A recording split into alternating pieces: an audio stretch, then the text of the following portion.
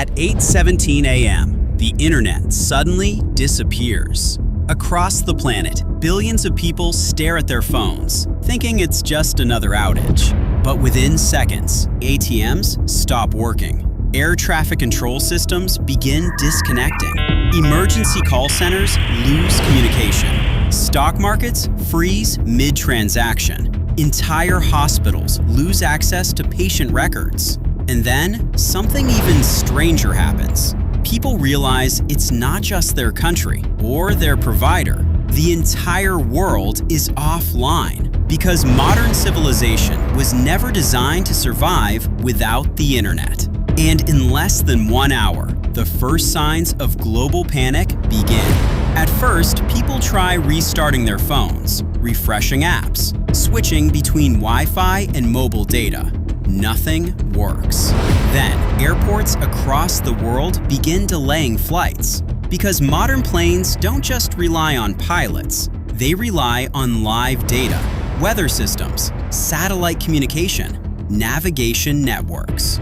Inside banks, digital transactions suddenly stop mid-process. Cards decline. Online payments freeze. People standing in grocery stores can't buy food anymore. And across major cities, traffic slowly starts getting worse because millions of people are all trying to go home at the exact same time. And then the real problem starts becoming visible. Gas stations stop pumping fuel because modern fuel systems depend on internet verification. Delivery trucks lose navigation. Shipping ports stop updating cargo movement. Warehouses can't process orders anymore. Inside police stations and emergency centers, communication systems begin overloading because millions of people are suddenly trying to call for help at once. By afternoon, supermarkets begin running out of food, not because the food is gone, because the supply chain controlling it has stopped moving. Cash registers freeze. Digital inventory systems fail. Automatic warehouse networks shut down. And outside stores, people begin fighting over bottled water, batteries, and fuel. Meanwhile, inside financial centers across the world, trillions of dollars are suddenly trapped inside disconnected systems. Nobody can access accounts properly. Nobody can confirm transactions. Modern civilization starts operating blind. Then, night falls, and entire cities begin feeling different. In apartment buildings across the world, people sit near windows, trying to understand what's happening outside. Some believe it's a cyber attack. Others think governments shut everything down. Rumors spread faster than facts now, because without the internet, information becomes chaotic again. And that's when authorities begin realizing something terrifying. This outage may not end anytime soon. And then, the power starts failing. Entire sections of major cities suddenly lose electricity because power stations depend on constant communication. They need real-time updates to balance electricity moving across thousands of miles. But now, those systems can't properly coordinate anymore. And to stop massive damage from spreading, parts of the grid automatically disconnect themselves. Inside elevators, people become trapped between floors. Traffic lights die in the middle of rush hour. Entire hospitals switch to backup generators. By midnight, the world starts splitting into two kinds of people: those who prepared and those who didn't. Battery packs become more valuable than cash. Millions of people begin realizing how terrifyingly dependent humanity became on systems nobody can manually replace anymore. Modern hospitals rely on connected systems for almost everything. Suddenly, staff are forced to do everything manually again. Paper notes replace digital records. Critical medications become harder to track. Ambulances struggle to navigate through blacked-out traffic. And outside emergency rooms, the lines keep growing longer. By the second day, airports become survival zones. Thousands of passengers are stranded inside terminals with no digital boarding systems, no online verification, and no idea when flights will return. Meanwhile, rumors begin spreading that certain banks may never recover. And that's when panic turns dangerous. Then something even more disturbing starts happening. People can no longer prove who they are. Inside airports, digital passports can't be verified. Banks can't access customer records properly.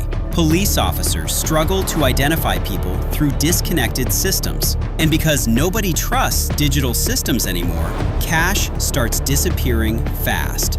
Some stores stop accepting cards completely. Others close their doors entirely.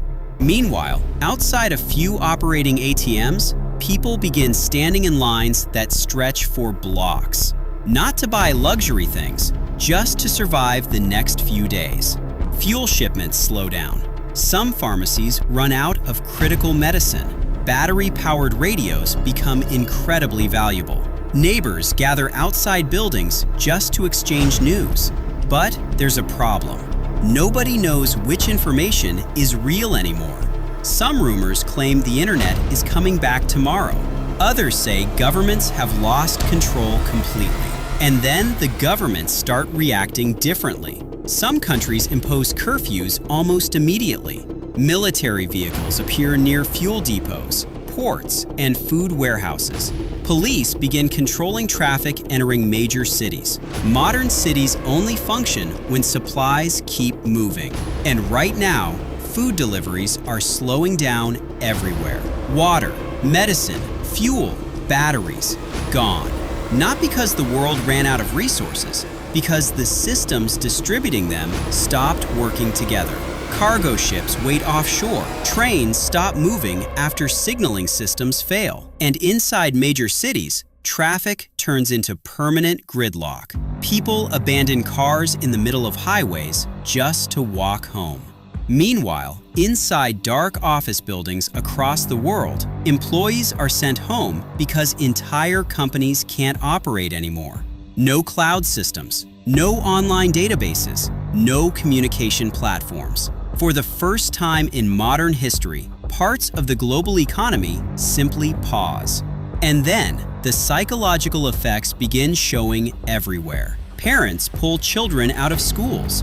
Entire neighborhoods begin staying awake through the night because nobody knows how long this will last. And without constant digital distraction, people are suddenly forced to sit alone with silence, uncertainty, and fear.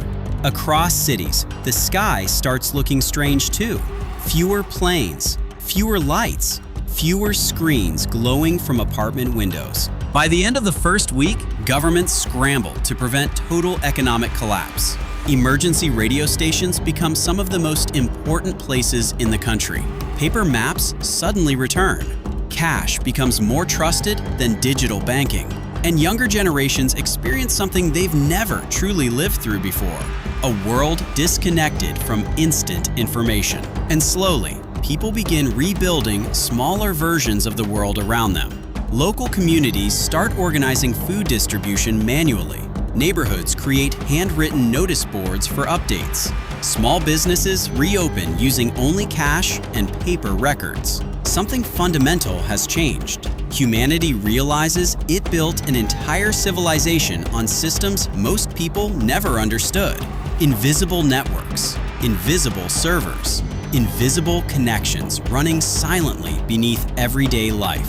Most people never think about those systems until they stop working. So the real question isn't, could the internet disappear?